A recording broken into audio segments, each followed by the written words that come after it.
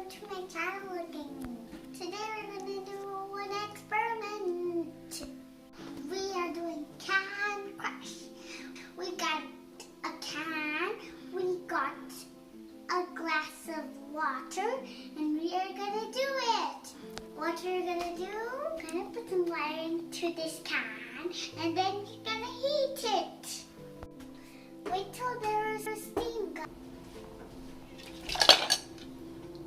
Not floating.